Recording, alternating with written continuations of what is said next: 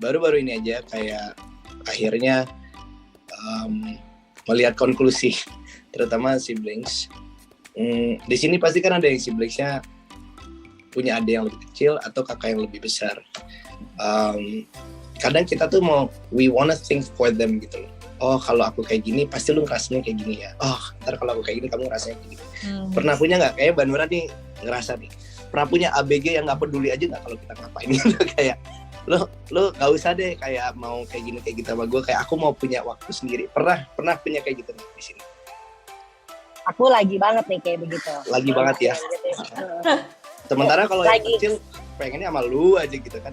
Tapi Mbak Nura kalau sama ABG, kita kadang pengennya we think for them gitu loh. Kayak aku perlu punya waktu sama mereka, aku perlu punya ini. Mungkin aku kayak masih punya waktu, giliran punya waktu kayak nanya kamu sekarang sama siapa segala macam. Ntar ABG kayak gitu kayak lu udah nggak usah ngurusin gue gitu, kayak niche beda. Ngerasa kayak gitu nggak? Sangat ya. Kalau aku sih sekarang yang gede lagi bener-bener teenager banget yang ditanyain dari mana aja kalau misalnya pulangnya agak malam kak, aduh aku tadi baru udah deh gitu kan. Persis.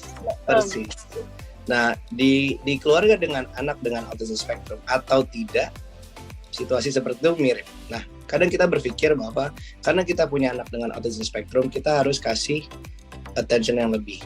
Ada yang lebih penting dibanding itu, namanya vibe. Namanya anak itu autism dan tidak autism, yang mereka baca pertama kali adalah vibe, energi di rumah. Itu yang paling penting. Energi, umur berapapun siblingsnya, umur berapapun anak yang punya autism spektrum juga, researchnya adalah anak yang punya autism spektrum, mereka baca energi di rumah duluan. Mungkin tidak terlihat, tapi sama mereka terbaca. Di siblings juga sama, energi duluan, positif duluan. Nah kalau mikirin energi sama kan, nggak masalah mau punya adik yang lebih kecil, kakak yang lebih besar, mau kakaknya memang lagi mau punya waktu sendiri, tapi mereka tetap membaca energi di rumah, dan energi di rumah itu adalah hal pertama yang berdampak pada emosi anak.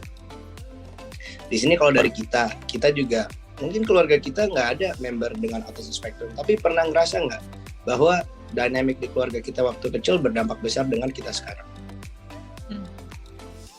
Sama kan di kita juga, dengan itu persis sama di semua keluarga, mau dengan anak autism spektrum atau tidak, energi itu yang pertama kali dibaca, dan itu yang bukan paling mudah, tapi yang paling penting untuk kita bisa bikin energi yang positif. Kenapa? Kalau seperti yang itu, kalau kita ngomongin siblings, yang lebih muda sama yang lebih beda, lebih muda sama lebih tua, kebutuhannya berbeda.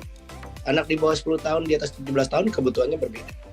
Akhirnya kita sebagai orang tua lama-lama kita mulai berpikir for them. Bukannya kayak kita membiarkan, kita merespon sesuai dengan yang mereka mau, tapi kita we think for them. Dan kebanyakan orang tua merasa, gue udah kayak gini kok mereka tetap kayak ngerasa gue gak peduli sama mereka ya. Kayak gue udah coba kayak gini kok mereka tetap ngerasa bahwa yang gue lakukan belum cukup ya.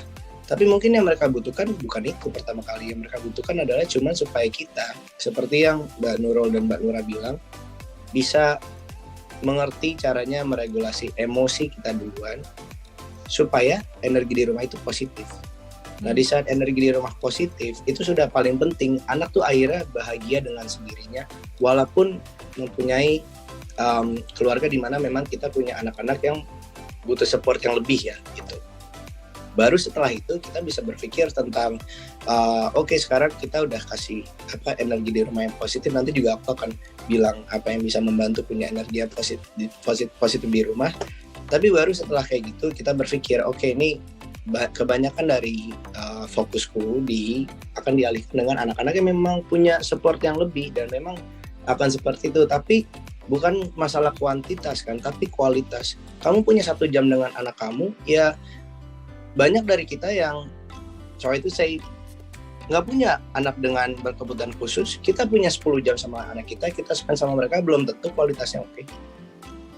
Belum tentu anak-anaknya senang dengan 10 jam yang kita kasih. Tapi ada keluarga yang cuma punya 1-2 jam di akhir hari dengan anak-anaknya, tapi kualitasnya beda. I'm a working mother juga, and I've been very busy. Anakku yang dari kecil, dua-duanya tuh dari kecil udah aku biasain. Bukan biasa jadi gini. Karena kadang-kadang energi yang tadi penting banget, tapi kadang-kadang we cannot help it kan. Kita nggak mungkin bisa selalu positif terus juga. Nah, jadi aku ajarin mereka juga untuk menghargai aku menghargai dia. Jadi itu yang mungkin aku akan biasanya selalu tanya, kan kadang-kadang nggak semua, oke lah semua orang kita punya feeling anak kita lagi enak apa enggak moodnya, kan kita tahu. Cuman aku biasain semuanya harus diungkapkan, it has to be verbal. Jadi aku tanya, Kak, kamu lagi sibuk nggak? Atau kamu lagi punya waktu nggak sebentar buat ibu? Aku butuh ngomong nih, 15 menit aja. Misalnya. Nah, ke adiknya yang berspektrum pun, aku juga begitu. Salma, can you listen to me for 10 minutes? Do you have time? Tapi kalau dia bilang, aku lagi gambar, atau I'm still doing this, then I let them. Nah, jadi mereka pun semakin besar, then they will ask me. Jadi aku nggak tiba-tiba nyikat gitu loh, kayak gitu, atau itu kan energi negatif kan, tapi kan kadang-kadang orang tua cannot help it, apalagi kalau lagi urusan kantor, lagi ruwet, urusan ini, kadang-kadang lagi sibuk di handphone, terus diajak ngomong, ya udah pasti kita nggak mungkin bisa kasih jawaban yang benar gitu kan. Jadi anakku pun sekarang juga even text aja tuh tanya, Mom, are you busy? Mom, can we talk? Do you have time for 20 minutes? I need to tell you something. Nah, tapi dari kita sendiri pun harus memberikan contoh yang sama gitu. Kalau dari pengalamanku untuk anak yang neurotypical ataupun anak yang berkebutuhan khusus gitu.